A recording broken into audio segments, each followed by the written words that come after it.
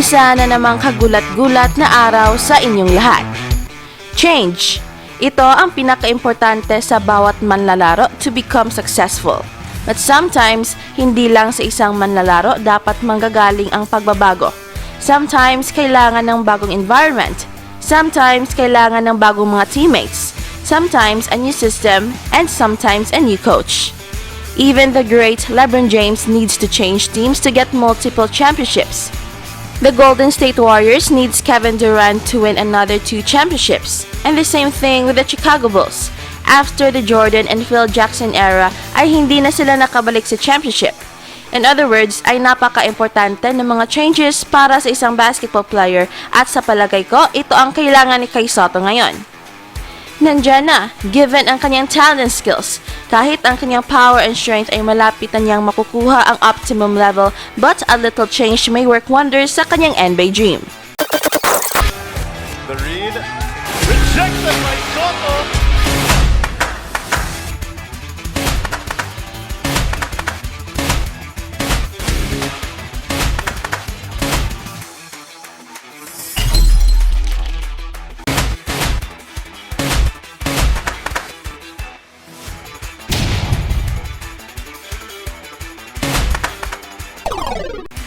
At sa kanilang game bukas versus Southeast Melbourne Phoenix ay magsisimula ang konting pagbabago dahil magpapahinga muna si Coach Zhou ng 2 laro and his able assistant coach na si Jamie Perlman na kung saan nakita natin sa mga previous games ng Adelaide 36ers na napaka-active in the sidelines helping Coach Zhou during games will take over the head coaching job for 2 games. Ang tanong, ito na ba ang hinihintay na pagbabago ni Sotto upang mag-level up na ang kanyang laro sa NBL Australia and in the process lalo pang gaganda ang kanyang draft value? Well, mukhang malaki ang gagawing pagbabago sa team if they want to win against a very strong Southeast Melbourne Phoenix led by Tochi, ang 7-1 giant ng China. Kung titingnan natin ang NBL standings ay napakalayo ng agwat ng dalawang teams dahil nasa tuktok ng standings ang Phoenix samantalang nasa bottom naman ang team ni Sotto. And it needs some drastic changes hindi lang sa coaching kundi pati na sa sistema ng team and the overall mentality ng team because the team lacks the needed cohesiveness and teamwork. Evident sa kanilang napakaraming mga turnovers at napakababang assist. At kulang rin sa balance ng Adelaide 36ers the way Coach Zhou uses his players. He relied too much sa kanyang first 5, forgetting the likes of Sotto and Mojave King, ang dalawa sa mga young NBA prospects na napaka-skilled at napaka-talented pero nabuburo lang sa bench. At ang first order of business ng interim coach Jamie Perlman is to put Sotto sa first 5. Dahil kapag maganda ang depensa ni Sotto, ay maganda rin ang magiging takbo ng team. At kapag maganda ang depensa ni Sotto, ay dyan na rin lalabas ang kanyang bangis opensa just like sa kanilang game versus Melbourne United na kung saan isa si Sotto sa mga main reasons kung bakit nanalo ang Adelaide dahil napakaganda ng kanyang depensa against Ariel Hockworthy and against Zhou Aquil. At dahil maganda ang kanyang depensa, he was able to produce 12 impactful points that broke the backbones of the Melbourne United. Not to mention ang killer mid-range jumper ni Sotto sa overtime that sealed the game. And if Coach Jamie Perlman wants to put a lasting impression, kailangan na ilagay niya kaagad si Sotto sa first 5 dahil in reality ay si Sotto naman talaga ang best big man ng team. Kulang lang talaga sa play, kulang sa playing time at napakalait ng kanyang role sa team. He needs a bigger role at ito ang dapat ma-realize ni Jamie Perlman. Ginawa na gilas ang assistant coach na si Perlman dahil parang isang apprentice siya dito na kung magkliklik at maipanalo niya ang 2 laro against Southeast Melbourne Phoenix and Perth Wildcats, 2 laro versus very strong team, ay siguradong mapapaisip ang Adelaide Big Bosses na baka siya pa ang gagawing bagong head coach ng team. To that effect, alam naman natin na meron palang matinding karamdaman itong si Coach Zhou at hindi kaya on the way out na si Coach Zhou. Baka isang graceful exit na ito para kay Coach Zhou. We will never know until magbabalik na si Coach CJ. But for now, let's enjoy this little change at baka ito na ang hinihintay natin na mapagbigyan si Sotto ng bigger role ng team.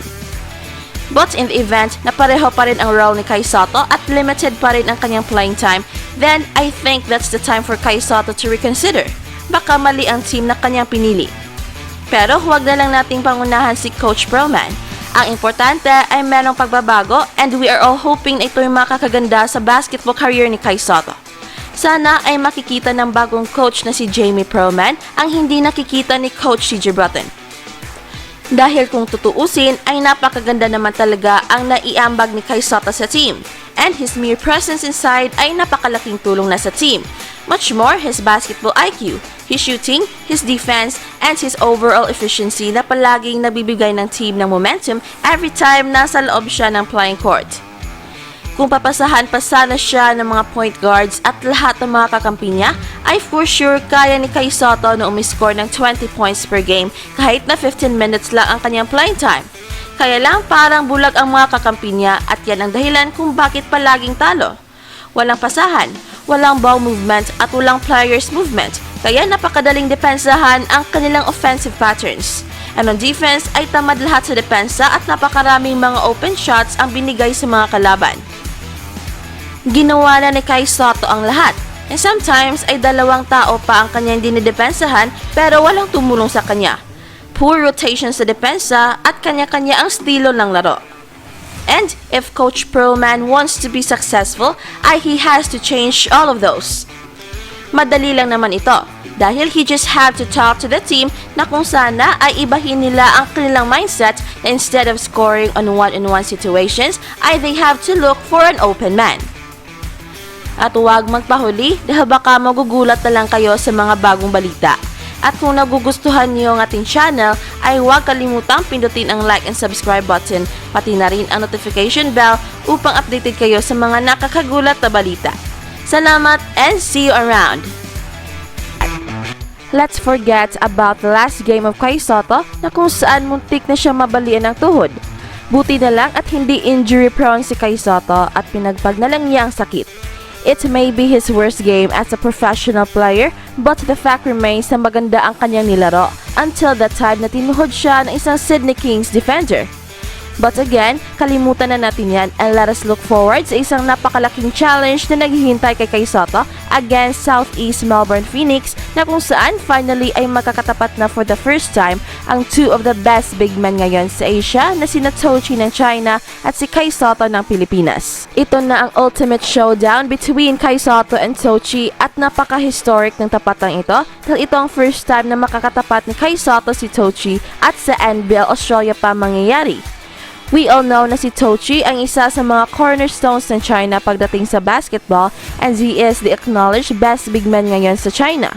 At dahil dyan, napakalaking challenge ito para kay Kai Sotto because he is up against arguably the best big man sa Asia.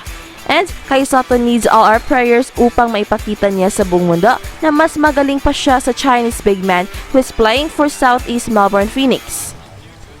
Ang tanong, sino kaya ang mananalo sa tapatang Kai Sotto versus Zhou ngayong March 4 sa isang home game ng Adelaide 36ers?